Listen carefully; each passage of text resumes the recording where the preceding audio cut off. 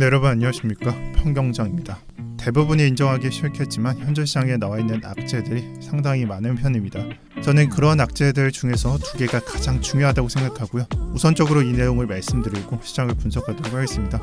첫 번째, 마운트 곡스입니다. 7월 초에 악재로 등장했었던, 이슈로서 등장했었던 악재가 이 순간만큼은 실현이 되고 있습니다. 그래서 전체적인 그림에서 본다면 마운트 곡스로부터 거래소로 인계가 되고, 이 거래소는 개인한테 비트코인이라든지 아니면 하드포크된 BK를 나눠주는 등 물량을 이체하게 되는데, 이 첫 번째 단계 마운트 곡스에서 거래소로 이동했다는 것은 대부분이 인정하고 있고 이 팩트가 기정사실화되어 있고요. 그래서 두 번째 과정이라고 볼 수 있는 거래소로부터 개인으로 향하는 이 과정은 사실 명확한 팩트는 아직 불분명합니다. 그냥 내용으로서만 추측을 하면서 불분명한 상태에 있었는데, 어제부터 오늘까지 또 내일이 되면서 조금씩 수면 위로 나오는 느낌이 강합니다. 왜 이런 식으로 좀 불분명하다, 약간 확률상으로 좀 높아지고 있다라는 설명을 하냐면, 거래소마다 또는 미국에 사냐, 일본에 사냐, 한국에 사냐, 유럽에 사냐, 그리고 개인마다 언제 받을지 이런 케이스가 다양하기 때문에 아직은 불분명한 상태에 있고, 이러한 부분이 확률적으로 높아지고 있다는 부분을 말씀드리고 있지만, 아마 이번 주랑 다음 주가 되면 두 번째 과정도 거의 확실시 될 것 같습니다. 그래서 해당 데이터는 크라켄 거래소에서 초록색으로 표현이 되겠죠. 들어오거나 빠져나가는 비트코인 물량을 나타낸 것인데, 23일 새벽, 그러니까 24일 자정 전후로 해서 비트코인 물량이 빠져나갔다, 거래소로부터 빠져나갔다라는 부분을 나타내고 있습니다. 결국엔 이런 부분들이 개인으로 흘러간다는 걸 말하지 않나, 이런 식으로 생각하고 있고요. 이런 부분들이 사실로 드러난다면 이번 주에는 유출되는 흐름을 계속 유지할 것이다. 그러니까 개인으로 향할 것이다 라고 생각하고 있습니다. 그리고 이런 소식은 비단 뉴스뿐만 아니라 제 주변을 살펴보더라도 내가 상한 메일을 받았다라는 내용이 확인될 정도니까, 구체적으로 생각하기보다 7월 25일부터 매도할 것이다, 이런 식으로 생각을 하기보다 현재 시점으로서 우리가 생각해야 되는 건 거래소에서 개인이 이동되고 있고, 아마 이번 주랑 다음 주에는 시장에 영향을 좀 가져갈 것이다, 미칠 것이다 라고 해석해 주는 게 좋겠습니다. 그리고 이런 소식으로 비트코인 변동성을 체크해 보면요, 아직까지는 그렇게 크게 내려가지 않는 부분이 확인되고 있어요. 그리고 앞으로도 이런 버티는 양상이 나오게 되면 시장에 대한 해석이 좀 달라질 것이라고 보는 편인데요. 실제로 악재가 예를 들어서 개인이 한 절반 정도, 절반 이상의 비트코인을 수령받았는데, 그리고 그 물량이 실제로 거래가 가능한 상황인데, 그때도 비트코인이 버틴다라는 상황이 나오게 되면, 잘 버티는 상황이 나오게 되면, 제가 봤을 때는 그런 형태는 실제 시장이 우리의 생각보다 엄청난 강세장을 보여주고 있다, 더욱더 강세장을 보여주고 있다라고 해석하려고 합니다. 만약 그런 식으로 전개가 되면 숨은 강세장이라는 뜻이니까 그때는 상승장을 기대하셔도 좋다라고 말씀드릴게요.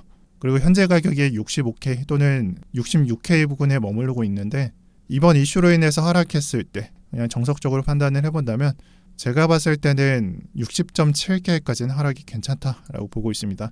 이 얘기는 두 번째 이어서 말씀드리도록 할게요. 그리고 이 다음으로 시장에 영향을 주고 있는 두 번째 요인은 이더리움 ETF입니다. 결국 최근에 우려했던 약세 지표들이, 이슈들이 나오고 있는 걸 보고 있습니다.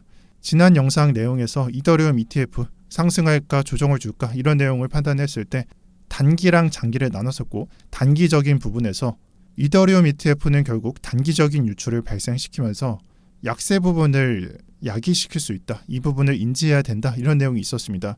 그냥 짧게 설명해 보면 비트코인 ETF 구도도 이런 구도로서 20% 하락을 맛보았기 때문이죠. 그리고 우리는 오늘자 이더리움 ETF 거래량과 실제로 유입됐냐 유출됐냐 이 데이터를 보고 있습니다.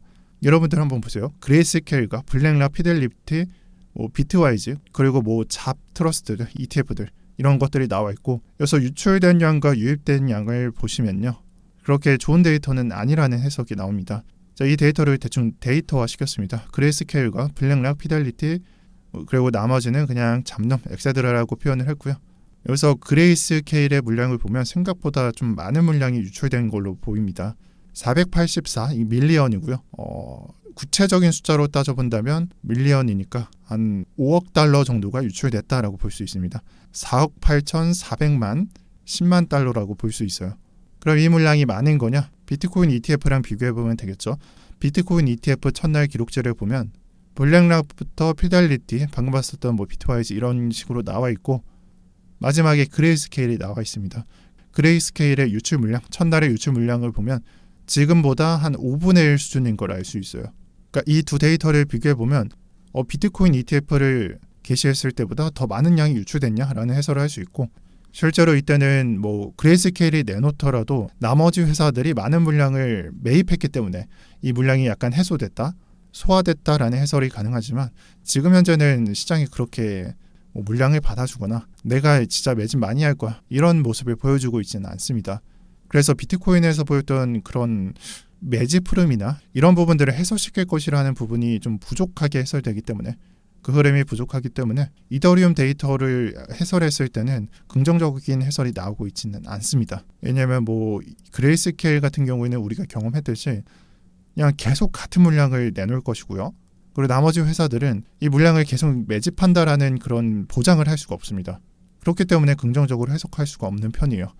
그래서 이번 이더리움 ETF는 사실 예상했던 대로 단기 약세장을 거의 확정시켜서 봐도 될 것 같고요. 이 모습은 이더리움뿐만 아니라 전체 시장 장세로 보았을 때도 약세 구간을 확정시켜서 해설하려고 합니다. 그리고 결국에는 이 단기 약세 구간을 벗어난다, 탈피하고 강세장으로 전환하게 되는 순간은 결국에 우리가 이더리움 ETF를 투자하는 이유를 찾게 될 거란 말이죠. 그리고 그런 부분을 찾게 되면서 이더리움은 스테이킹이 가능하고 이더리움 ETF는 스테이킹 기능이 없다라는 부분을 자연스럽게 생각할 텐데, 아무래도 여기에 투자하지 않고 여기에 투자하는 그런 명분이 필요하고 그런 부분들로 투자자들을 납득시켜야 되는데, 제가 봤을 땐 단기로 이런 부분들이 해소될 것 같지는 않아요. 그래서 생각을 해봤을 때 자연스럽게 좀 생각을 해보면 그나마 시간이 지나면서 약세장 구간이 끝나고요. 우리가 경험했었던 비트코인 시장처럼 유입물결이 다시 들어오게 되면 그때는 상승 관점을 유효하게 바라볼 수 있겠다라고 생각하고 있습니다. 그냥 간단하게 말씀드리면 비트코인 때랑 똑같을 것이다 라고 말씀드린 것 같습니다. 그냥 표면적인 이유만 들어설 뿐이지 유입이 많아지면 이것조차, 이런 관점조차 사라질 거예요. 또다시 강세장이었다 약세장이 되면 또 이런 이유를 들겠죠. 근데 그런 것들은 이유일 뿐이라는 해설입니다. 그래서 가장 중요한 두 가지를 말씀드렸는데, 이런 이슈들, 뉴스들이 강세장이라보다 약세장을 나타내고 있어요. 약세 이유를, 근거를 나타내고 있습니다. 그렇기 때문에 시장은 약세장을 피할 수가 없을 것 같습니다. 그러면은 약세장이 확정적이고 그런 아이디어를 갖고 있기 때문에 우리가 과연 하락을 어디까지 허용해 줄지 이런 부분들이 중요해질 것 같고, 구체적인 가격에 대해서 좀 빡세게 머리를 굴려야 된다라고 생각을 하는데, 개인적으로 생각했을 땐 지금 구간에서 그냥 더블 바텀으로 그림을 그려도 상승 관점은 유효하게 나올 것이다 라고 생각합니다. 전혀 이상할 것 같지는 않아요. 그래서 드리고 싶은 말이, 지금 현재 상승을 보게 되면은 53K로부터 68K 근처까지 올라갔고, 이 상승에 대해서 되돌림으로써 해석했을 땐 382 50% 또는 618 구간까지 계산하면서 수정 구간을 지켜줘야 된다, 이런 식으로 생각을 하실 것 같은데, 저는 그런 생각보다 좀 더 속편하게 구간을 열어놔야 된다라고 생각합니다. 왜냐하면 보통 이런 구간에서 더블 바텀으로 형성되고, 그러니까 작은 더블 바텀으로서 해석되는 게 아니라 그냥 큰 그림으로서 더블 바텀으로서 해석되는 구간들은 특정 구간을 지켜준다라는 느낌을 받는다, 그런 식으로 차트가 만들어진다라는 개념이 없습니다. 어쩔 때는 그보다 더 많이 하락하면서 더블 바텀을 만들어주고 상승을 시킬 때가 많아요. 그래서 여기서 여러분들이 생각해야 되는 것이 뭐냐, 그냥 가장 중요한 게 뭐냐라는 걸 한번 생각해 보자는 거예요. 그냥 우리가 오늘자나 이번 달 7월 24일부터 이번 달이 한 일주일 정도 남았는데, 이번 일주일 동안 하락이 나왔을 때 이걸 더블 바텀으로서 해석하냐, 아니면 빡세게 여기서 되돌림으로써 해석하면서 이건 더블 바텀이 아니냐, 이런 식으로 해석하냐, 이게 투자자마다 개인 판단이 달라지거든요. 근데 제가 말씀드리고 싶은 건, 그냥 여러분들이 생각하는 것보다 예를 들어서 618 구간이라는 것보다 그냥 속편하게 구간을 좀 더 폭넓게 가져가시고 구간을 그냥 열어두시고 지켜보시는 것도 나쁘지 않다라고 말씀드리고 싶습니다.